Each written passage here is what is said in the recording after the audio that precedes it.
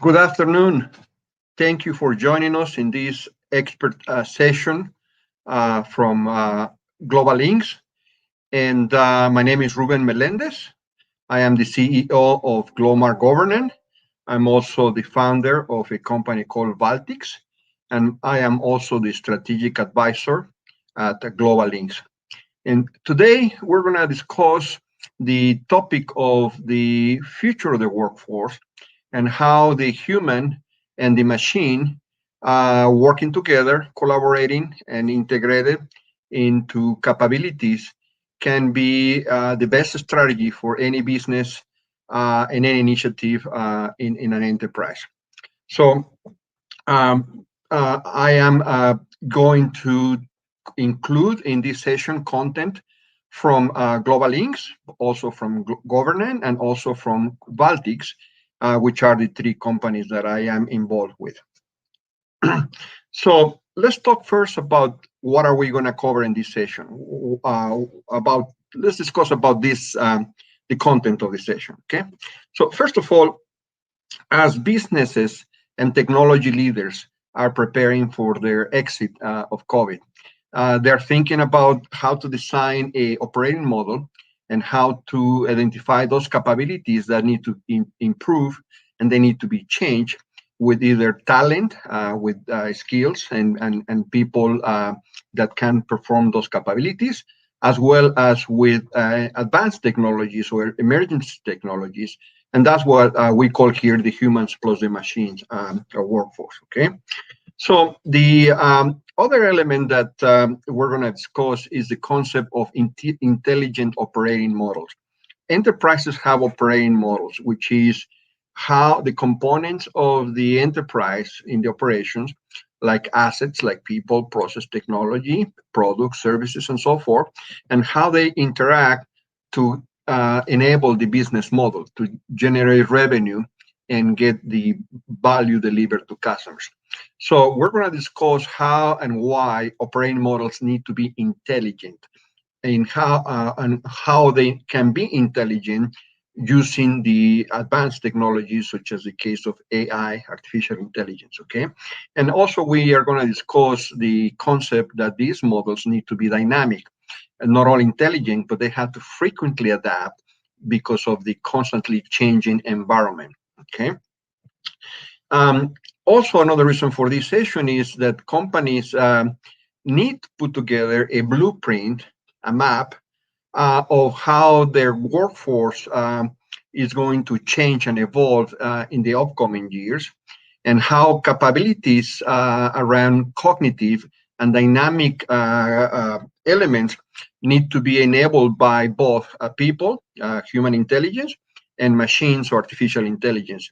And those who implement both of those type of capabilities, the human intelligence and the artificial intelligence, how those two working in a synchronized way for agility, for dynamic capabilities and so forth, those are the ones who will be better positioned for the growth, for revenue increase, and for their enabling the company to achieve a industry leadership.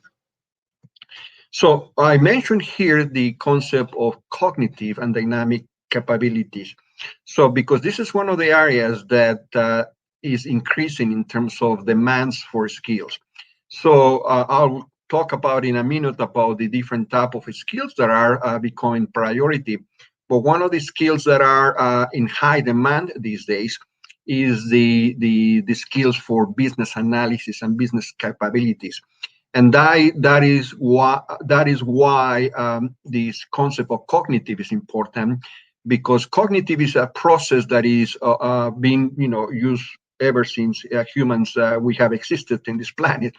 But in terms of machines or computers that are using intelligent algorithms such as AI and machine learning, they use also a cognitive process. And they have to learn, just like humans have to learn, machines and software has to learn.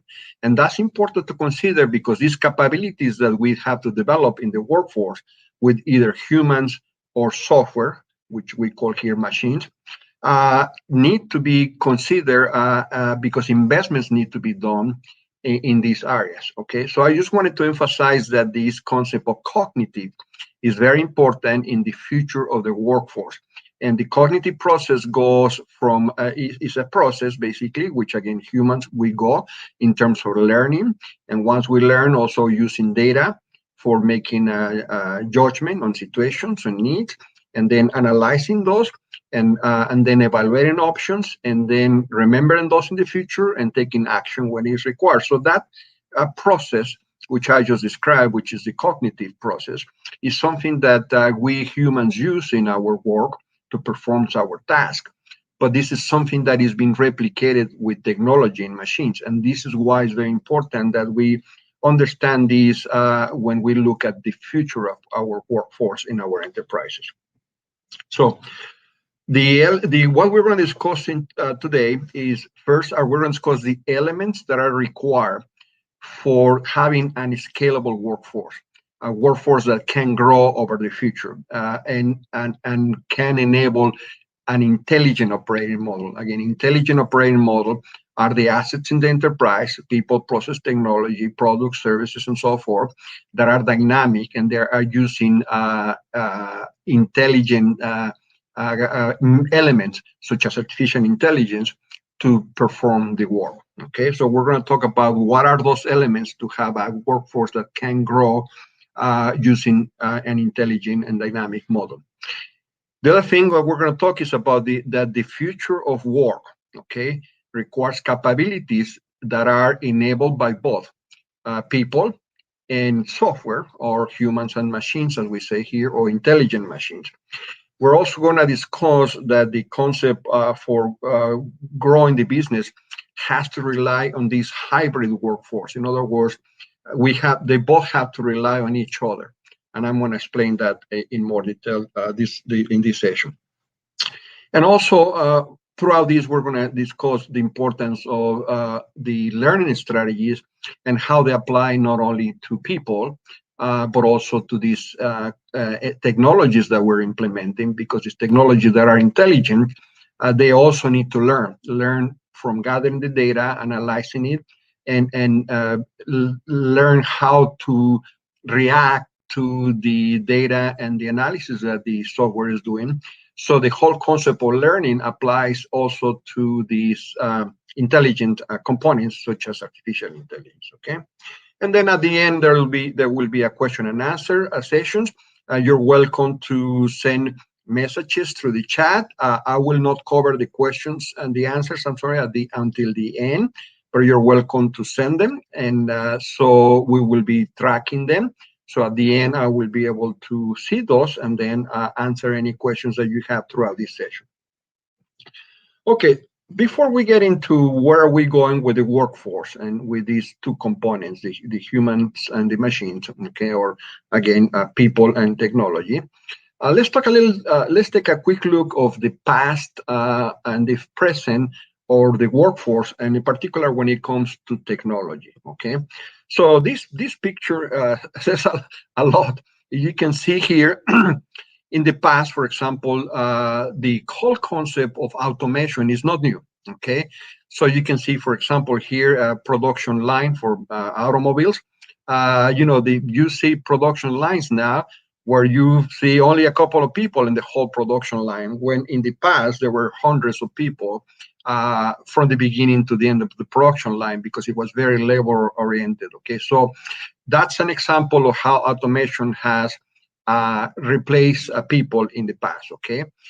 The other area is where workers, that office workers, have been impacted with the use of technology, such as the use of PCs, the use of tablets and iPhones and so forth. And one of the things we're starting to see is that the technologies are also automating areas that were not very common in the past. So, for example, here we see in the bottom right an example. This is the Amazon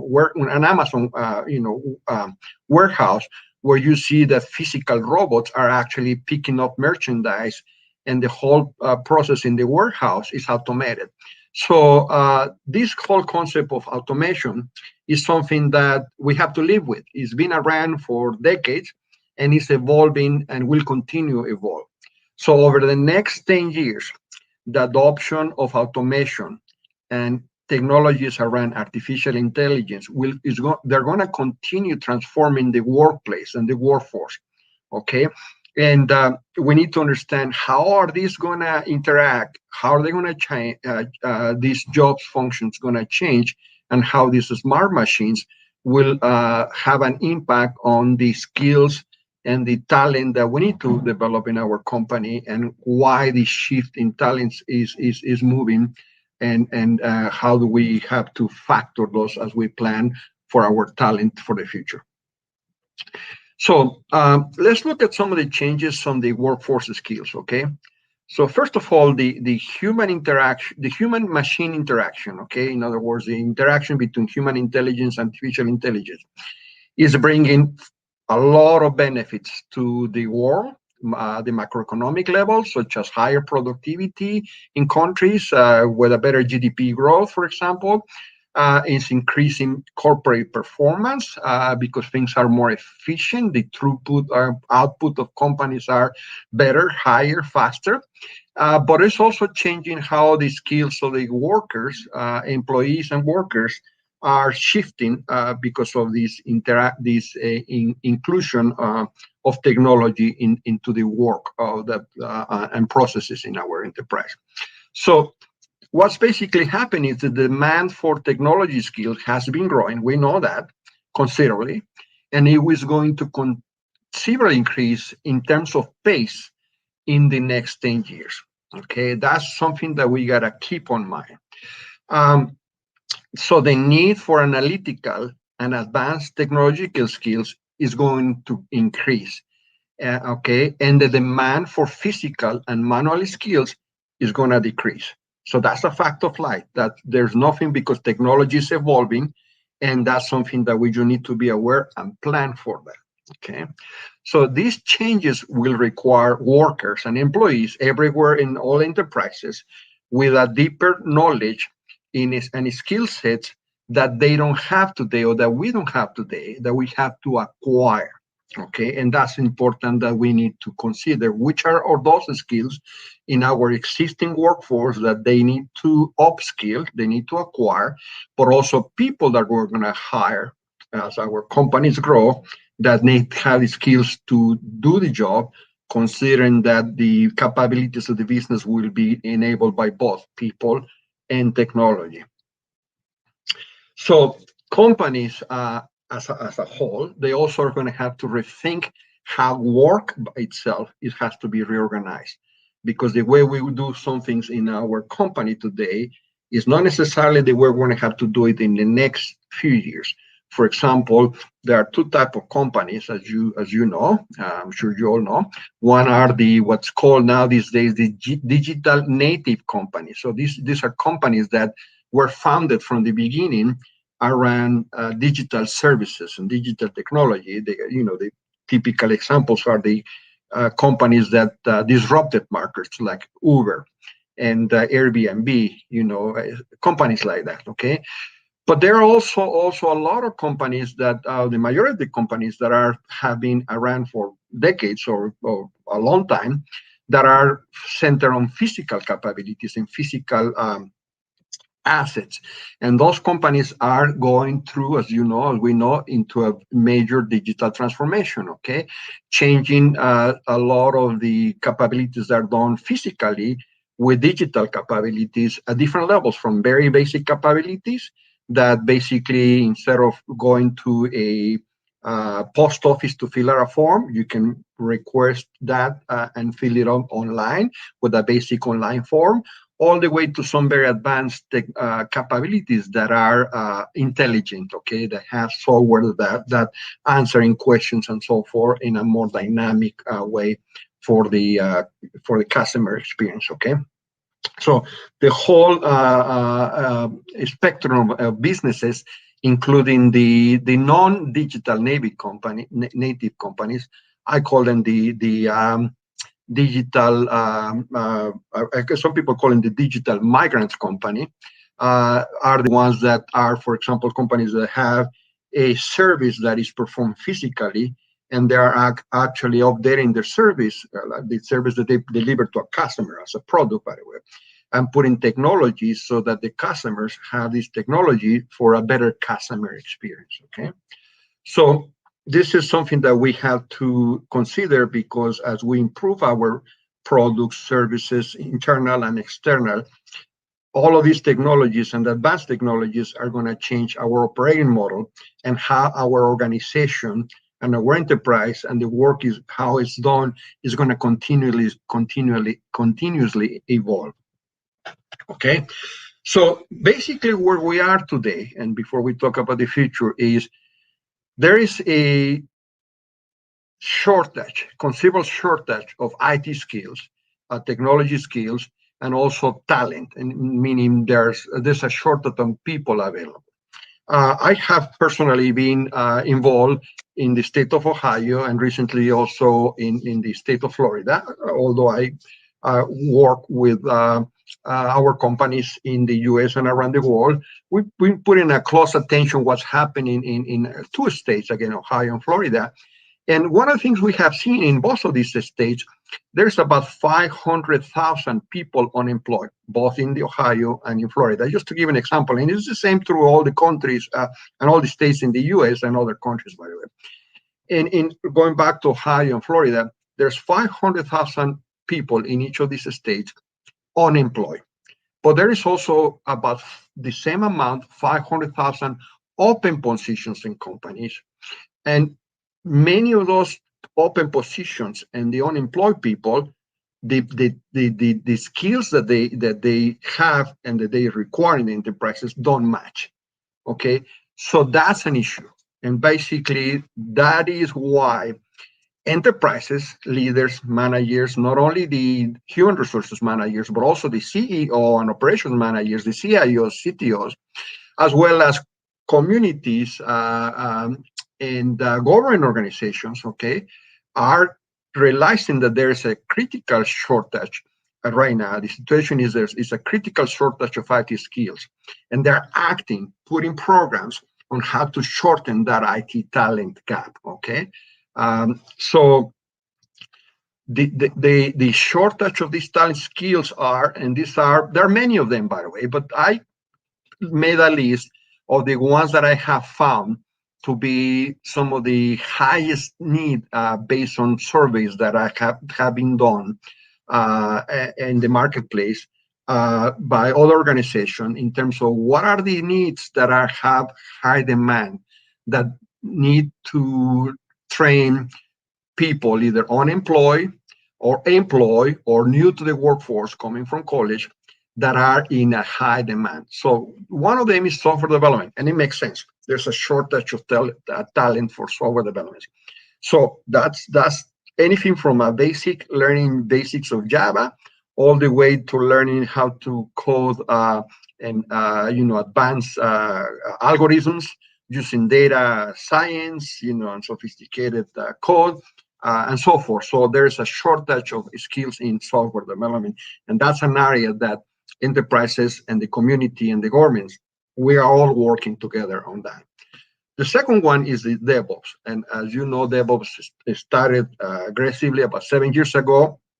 And now is something because the implementation of the digitalization of capabilities that are physical to transfer them into digital capabilities is requiring a lot of changes in whether it's a enterprise core system like an ERP or CRM, all the way to mobile applications.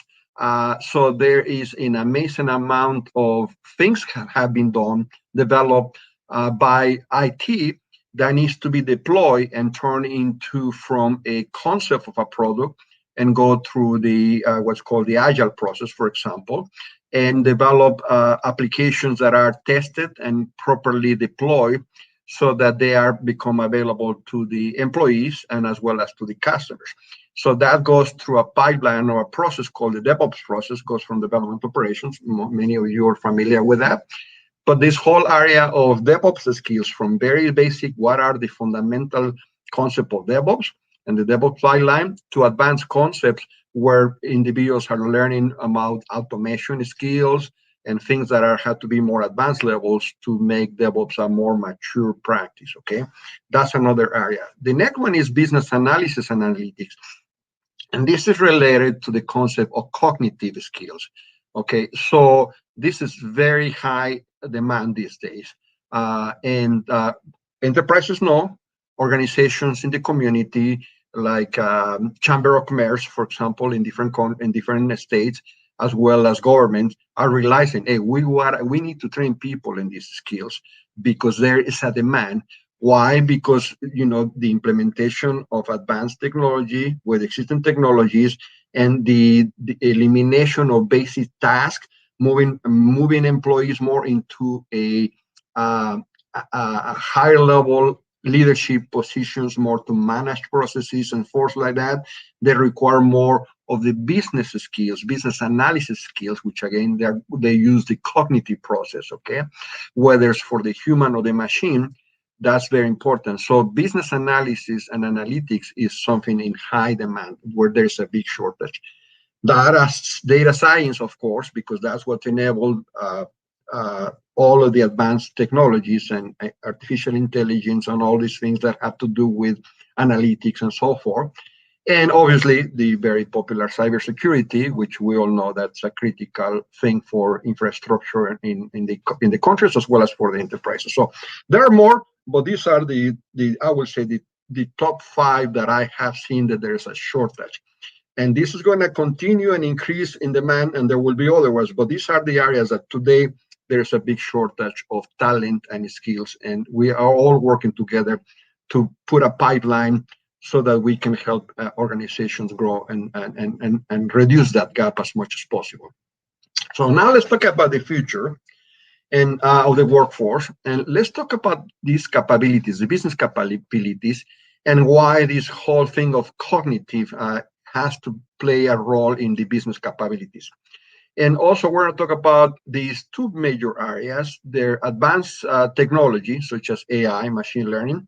They can be used for 2 major purposes. Okay, one is humans can use these technologies for better decisions, for better performance, for better work output. Okay, and usually that's done through advanced analytics. Okay.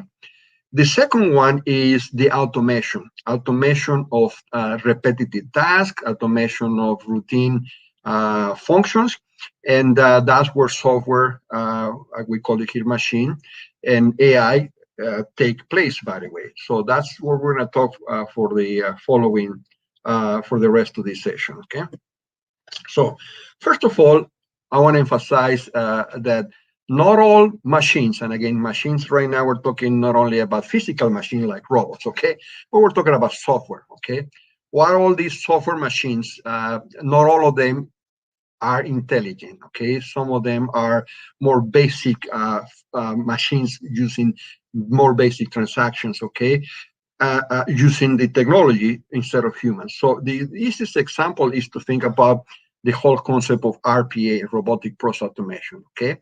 So RPA, as many of you know, is basically the automation of repetitive tasks. Employees that do things that are repetitive that can be replaced using rules by the software, okay, are the very popular, and there are hundreds or if not thousands of companies that are appearing every day around robotic process automation, okay? Then we have AI, and AI exists at multiple levels. In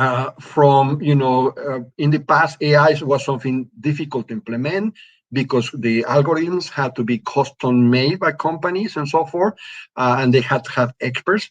Now there is the concept of democratization of AI, where a lot of these AI components are very much available. We can go to places like AWS or Microsoft Azure and so forth, and there are AI elements, AI agents that can be easily just used to implement intelligent automation and intelligent work for any business process. Okay, So we're going to talk a little bit more about this, but the point here is that the artificial intelligence and the machine learning and all these advanced technologies for business capabilities are not necessarily all of them in the automation. There's also basic automation. Okay, just wanted to emphasize that and make that point.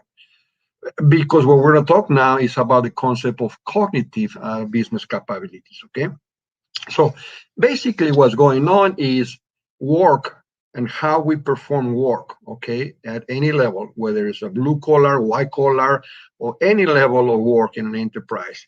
Uh, we can use now either a human, okay, or use a machine, or as I will explain in a minute, a combination of the two of them, okay. So the thing that we first have to keep on mind is that the abilities or the attributes, as we say here, of a human and a machine are different. Okay, and I'm not going to go into detail, but just at the high level. Okay, and some of you may have seen this movie called The Hidden Figures. That was about three women that work at NASA in the U.S.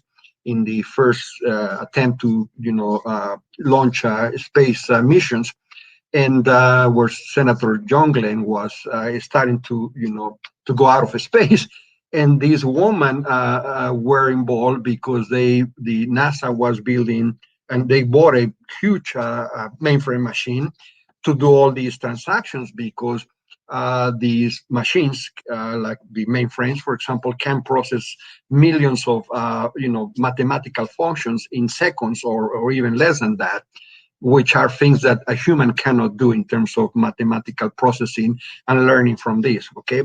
But in that movie, one of the things we learn is that machines don't have certain attributes that we humans have. And at least for the foreseeable future, my understanding is that they will not be replaced, seeing 100% the machines by humans.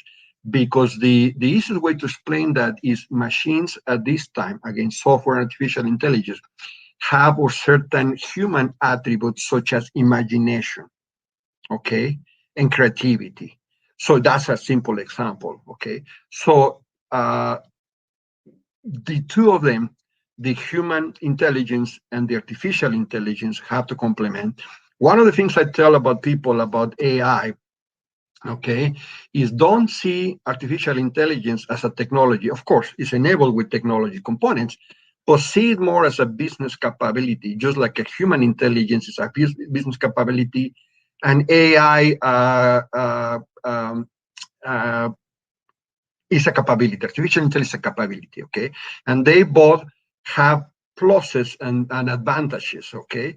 What we have to understand is how both have performed work, how and when can we use one or the other one, or both together, okay? So the whole thing, going back to the cognitive process, is that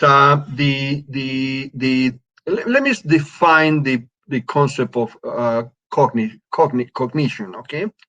So this is just from Wikipedia, okay, for the dictionary. So basically, it is the action or the process of acquiring knowledge and understanding through thought, okay, experience, and the senses of how we obtain the information. In other words, is the ability to perceive and to react in the process to understand and store and retrieve information, to make decisions and to produce responses, so to act. Okay, so if you go here to the left side of this screen, you can see it. This is generic, of course, because this cognitive process or cognition process is a whole science by itself, by the way. But basically, go from perceiving, which is looking at information, receiving data, whether it's the human or the machine, understanding it, judging it, analyzing it, reasoning it, learning from it, evaluating it, remembering it in case we or the machine or the person use it in the future, or acting either now or later. Okay, so it could be anything from just make someone aware so that makes a decision, all the way to automating something like with Internet of Things, where I T goes all the way from sensing data all the way to all of this process to acting, and IoT is a full circle, closed loop cognition process, okay, which is from sensing, obtaining information, all the way to controlling a something, okay, the process, an actuator or a specific device that is gonna create a change in the work task, okay. So in other words, here, the what is a cognitive skill? Now we're talking about skills. They are also called cognitive functions, cognitive abilities or capacities, which are skills that are needed in acquisition of knowledge, manipulation of information, and reasoning, obviously, to make a decision or to act. Okay, so that's basically what this is. This is important, and this is important because what we're going to see here in a few minutes is as we think about our workforce. Okay, the workforce, even when we have, or when in situations where we have humans doing the work, like managers and leaders and project managers, software developers, okay, they have to be enabled with technology and also supported as well in some cases with intelligent technology. Okay, and that's where we're going, because this is skills, and this is what driving the skills, the changes in skills in the workforce, and not only for today, but they're going to change more in the future. And that's why important we understand that why is this all important in when we plan the future of our workforce. So this is another way to describe the cognitive business capabilities. Okay, now we're talking about business capabilities. Okay, and business capabilities is what we do in every department of an enterprise. Okay, so in sales, for example, in the sales department, we need to have the capability to obtain customers. We have to have the business capability in sales. I'm using sales as an example to negotiate, to present and discuss the needs with the client. In the sales organization, we have to have the capability to prepare a proposal. We have to have the capability in sales to negotiate with the client. We have to have the capability to close and so forth. Every department, whether it's customer service, call center, IT, they all will have capabilities, and their processes and capabilities, okay? The point we're addressing here is that these capabilities, we're looking them that they can be enabled by either people or technology, in other words, by humans or machines, okay? And they are changing in a way that they are becoming more and more sophisticated because they are using more of this cognitive process.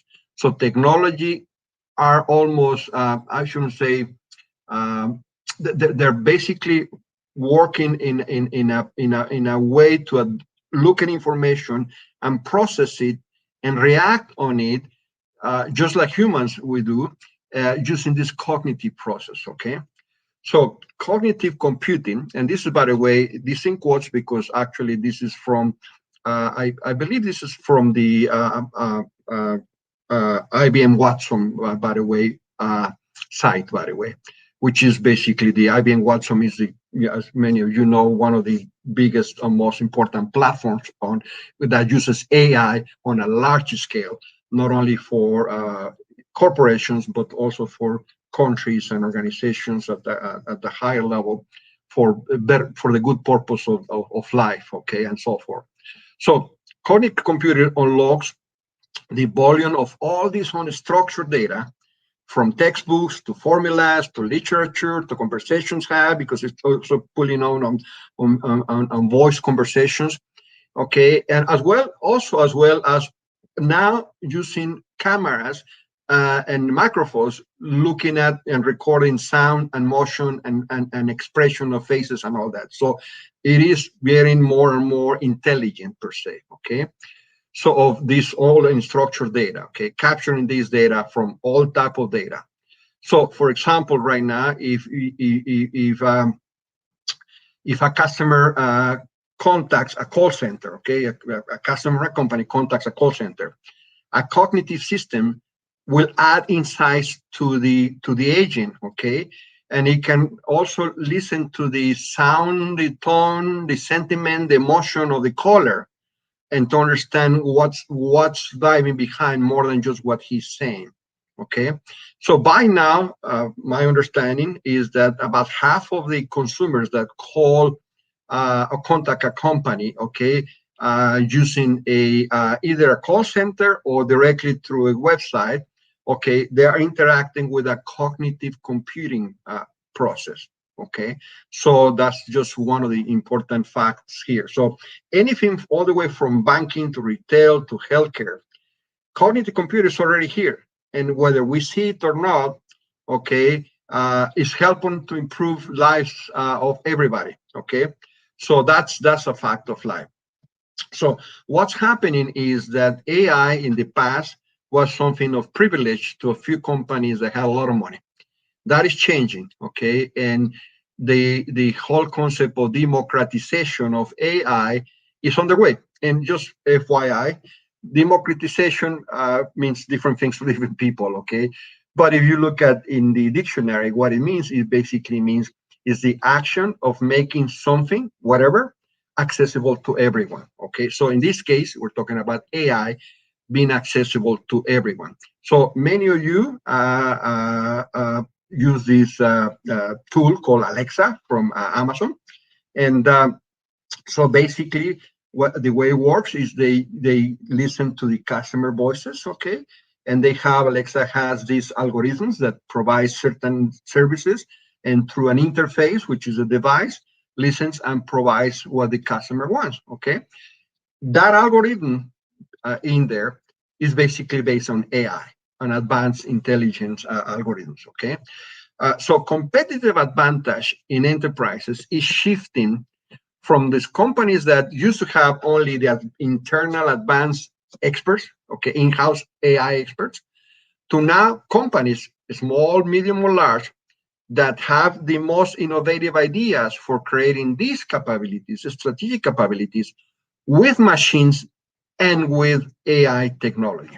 Okay, so again, going back to the IBM Watson, and I have no bias to IBM, by the way, although I have some friends that work there, but I have friends that work in many other great companies.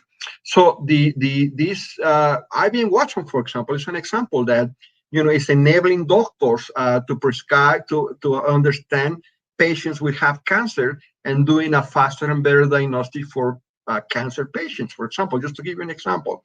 So it's something that we may not see, but even in our day-to-day life, we are already using AI, all of us, today as we speak, in many of the things we do, okay? So what we need to understand here is that AI, rather than displacing workers, eliminating workers, we gotta see it from a different perspective too.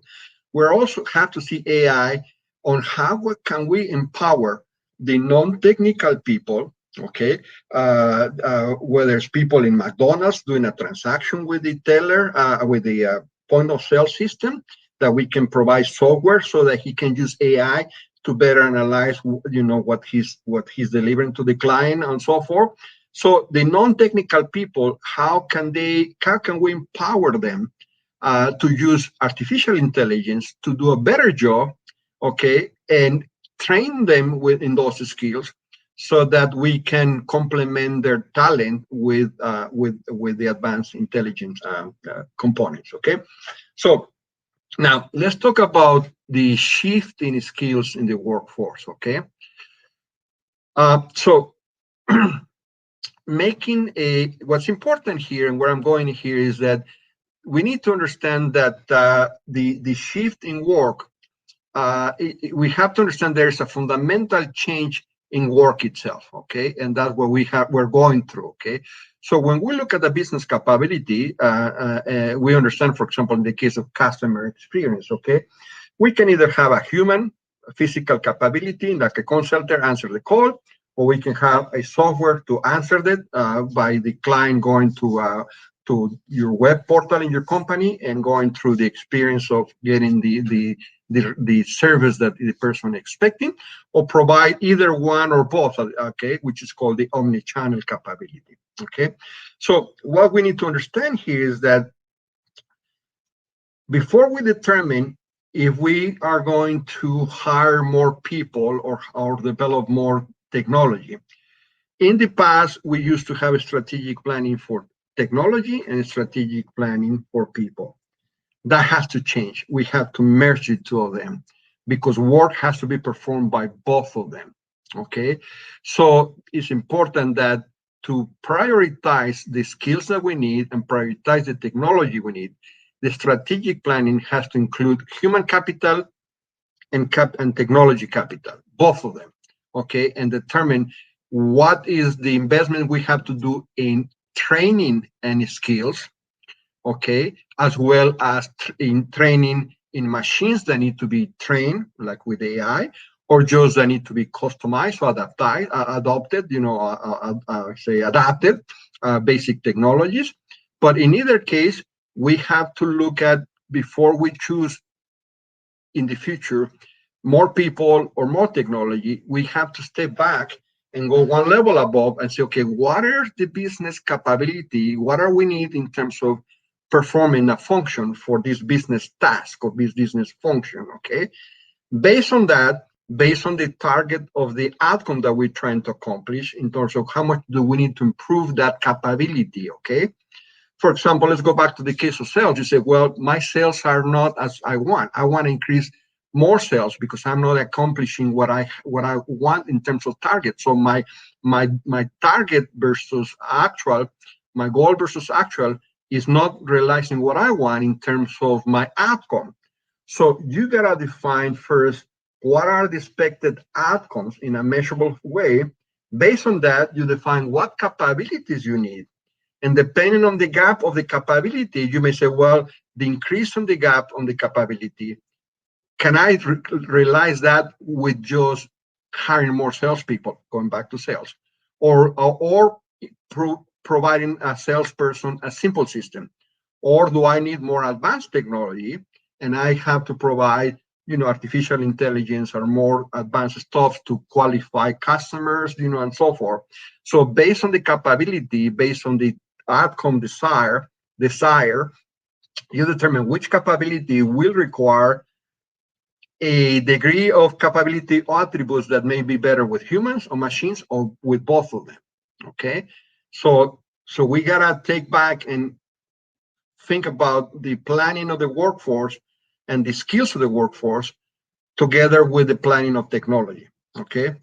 And so the talent in companies, the jobs, the change of jobs, and these workforce strategic plans need to account for occupations, positions that require a shift in these capabilities based on the attributes that can be provided by either humans supported with artificial intelligence, okay, like analytics, advanced analytics, okay, to make better decisions and humans be more effective, okay, even if it is not for decisions, just for the day-to-day task, or machines, okay, like AI or robotic process automation, but supervised by humans. Now, supervised not necessarily means that you're watching it every day, but means tracking the performance. For example, that if you put an AI robot, for example, or AI agent, and is not accomplishing the outcome, well, a human needs to see what is that accomplished.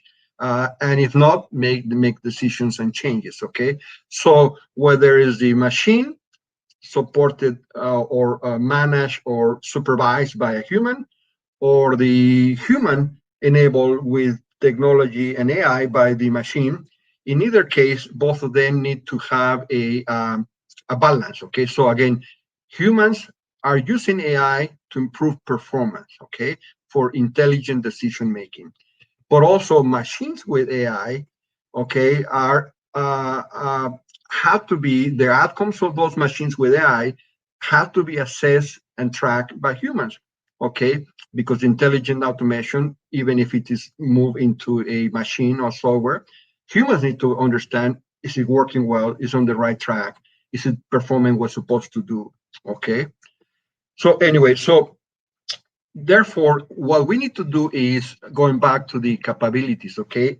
In our enterprise, in our operating model, in an operating model, we have all the areas of our enterprise: marketing, sales, sourcing, operations, as well as shared services, okay, such as IT, human resources, and in all of these areas we have capabilities. Just in IT, for example, there's hundreds, if not thousands, of capabilities. Take one IT service, for example, like asset management or incident management or product escalation. There are 20, 40, 50, 80 or more capabilities you have to have. Okay, which of those do you have to use people, or which of those you have to use technology, or which of those you have to use a combination of those, or which of those could be automated with RPA, or which of those have to be synchronized in a process where the technology and the AI are working in what's called a hyper automation, where they are dynamically updating and dynamically performing their capabilities in a process, not just as an independent element, okay? So that's a whole topic. I'm not going to go there today, called hyper automation, okay? But the point here is that the everything that we do in our companies in terms of practices, for example, we have to have an agile practice. Great, because we have to deploy products and services fast. We have to have a lean practice. Fantastic, because we have to be efficient, operating, reducing waste, and all of that, and so forth. Okay, we can add all of those. Those are things that normally our capabilities are performed within our shared services organization. But at the end of the day, what we need is in the customer journey, in supply chain, and what I call industry journey, which is how we're going to penetrate, how we penetrate in industries and working with allies and so forth. What capabilities do we need, which need to be strategic, that either we have to develop skills and bring people with the right skills that need to be advanced skills, okay, like cognitive skills, like business analytics, or enabling skills like software development, or process skills to create those applications like DevOps and so forth. But the importance here is that we gotta say, okay, first of all, which are the capabilities we need above shared services in marketing and sales and sources? Based on those, which ones we have to have automation or analytics to enable people. And based on those, then we prioritize what kind of investments we need to do in either people, training, skills, or technology, assets, processes, and so forth. Okay, so the strategic planning has to start with outcomes, then capabilities, and then you go into people, technology, and everything else. Okay, so the other thing is that this whole thing of assets, okay, and if we look at these assets as from an operational perspective, okay, assets is anything that is of value to a corporation, whether it's a brand or product or service, all the way down to the new digital assets, such as data and algorithms, which are the things that are in AI, for example, or in machine learning, okay? So a couple of things to keep in mind, okay? So these algorithms, okay, which is in the bottom of these assets, okay, are becoming some of the most valuable assets in corporations, okay, because of the ability to solve business problems, okay, and the ability to continually adapt and be dynamic, okay. So as you can see here is that you develop a brand to take it to the market and get the brand to the level you want, or a new product or service. That is a longer life cycle, okay, because it requires time. The lower you are here, the asset is the speed of, once you develop this asset, whether it's a brand or service or technology or data, the speed that you have to update this asset varies depending on the nature of the asset. And as you can see here, the data and algorithms assets are the ones that can have a faster speed of adaptability. So they can be the more dynamic. So your business has to be dynamic for all the things changing with social media and everything else going on in the marketplace. You need speed and you need agility. Well, you need to have the best technology, and the intelligent technology is the best because it's using algorithms that it can adapt and can be processed fast with these machines, which are capabilities and attributes that we humans don't have. Okay, so we need to understand that, because if you don't and your competitors do, then you lose market share, you lose customers, and so forth. So it's important that we use AI, okay, as a capability because of the algorithms, because the ability to adapt and so forth in our strategic plan, and to consider that those are the things that we have to prioritize because those are the ones that will give us the capabilities to keep our customers and grow the enterprise, okay?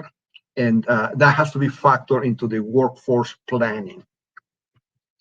Okay, not to go into detail, I'm not going to go through each of these, by the way. This is content, as I said earlier, from some of the elements of some of the courses offered by Global Links and also Governance, the one of our other companies. But there are different types of capabilities. Some of them are the strategic capabilities, like you have to have superior capabilities, distinctive capabilities, or critical capabilities to be strategic. There are also some technology skills that are needed to perform the work that is required by either the human or the machine, and such as the one listed here. But also there is a whole science, which of course we don't have the intention in this session to go through, that can provide the definition of what type of capabilities are required in the digital space, digital capabilities, from basic digital capabilities all the way to automated capabilities that require that use artificial intelligence to be intelligent and dynamic and self-adapting and so forth, which are the best strategic capabilities. Okay, so in other words, the best strategic capabilities that you can have in a company is a combination of human plus machine, but it's very important that the machine element with AI is in your strategy for the workforce, or the skills you need to give to the workforce, as well as the technology that you use, because that's the way you're going to have the capability to beat your competitors. By being more agile, you need to have that. And that's why it's important that we understand the technologies, but also the shift in the skills here, and plan around that, so that as we put our strategic plan in our company, we reduce the gap. Because if we don't do this, the gap in talent and skills is going to increase in the next few years. So the future of the workforce basically requires a dynamic operating model, and the prioritization of these capabilities for the human and the machine workforce is key, is critical. Okay, so with COVID, as we know, it changed everything. Well, I shouldn't say everything, but it changed a lot. Okay, it changed consumer behavior, office work, the supply chain, and it forced many companies, from little companies to large companies, reassess their strategy and their operating model, okay? And the type of needs, portfolio, solutions, everything to increase revenue and profits, sustain them, and also to restore revenue and profits in case of an unexpected external force, such as the case of COVID, okay? So as companies rebuild and restructure to the next normal, they need to determine how and where to invest in strategic capabilities, in people, and that's where the skills come, but also in machines, in technology, okay, whether it's a data warehouse or data lakes or, master data management, all this stuff that is a lot of different components in the infrastructure technology layer, but also in the people layer, which is skills. They need to be synchronized, they need to be planned, and the skills need to match the technologies that you're going to implement, and plan ahead so that you don't have the shortage, hopefully, in the next few years, or the shortage is less. So the digital and AI-centered technology strategy, I would say, is critical in a company to anticipate and improve how we tackle these challenges, especially with external forces like the pandemic, and also to dynamically update the elements of our operating model, like the automation of workflows.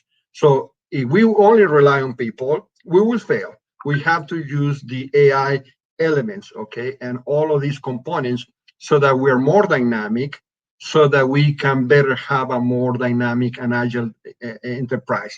And this is, again, critical for the workforce, because that has to be factored in the skills that we need and we're going to need for the future.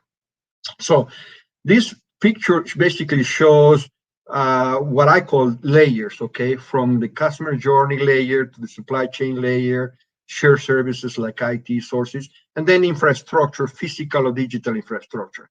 In all of these areas, basically what we have to do, okay, is make an assessment.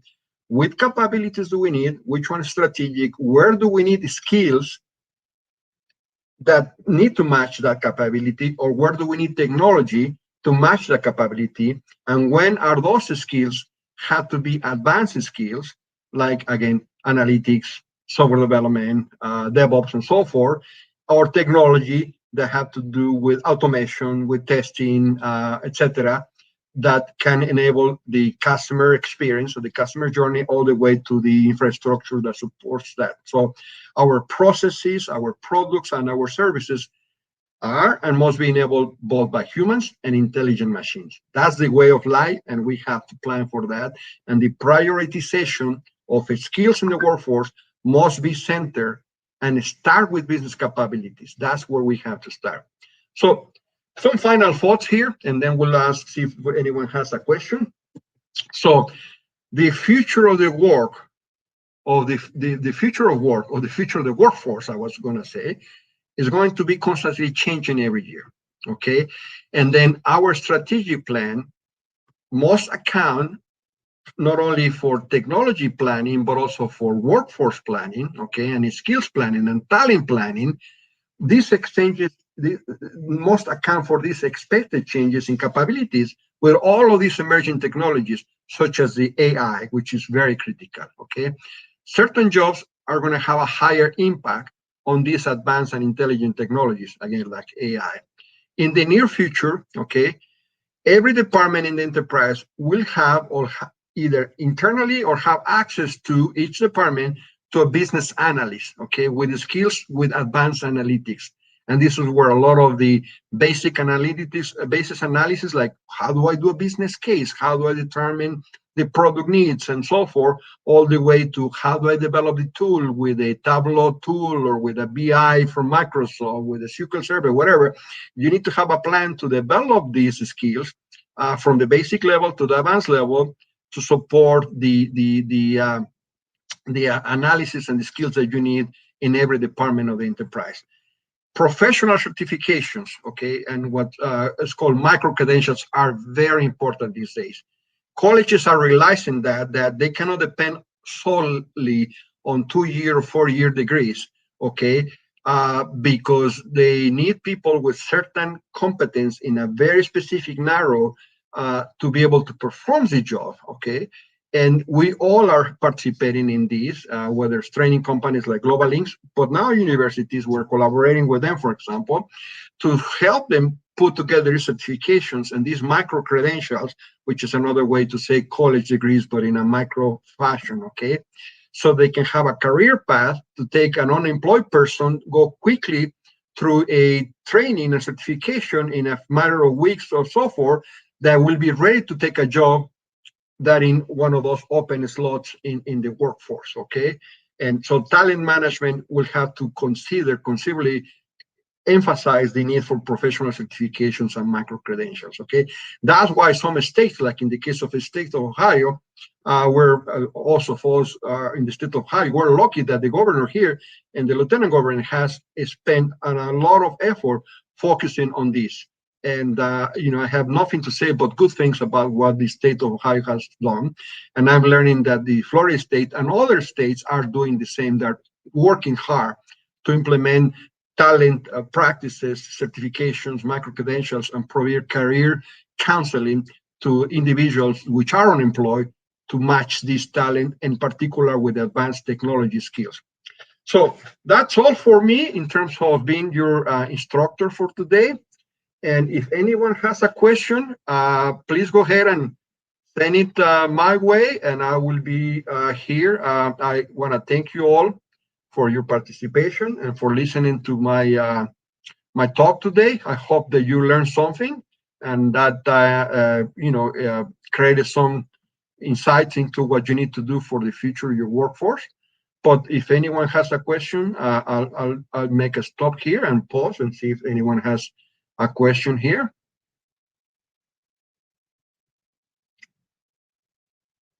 We have a small group of people actually, and if some of you know me and they have my contact information, feel free to reach out to me directly by email or contact Global Links at any time. If you want to learn more about these strategies for workforce development and the future of AI, and I will be glad to answer any future questions. But doesn't seem to have any questions at this time. So I want to thank you all again. I hope this was of value to you, and you have a good afternoon. And thank you for attending this IT Live session. And you all have a good afternoon.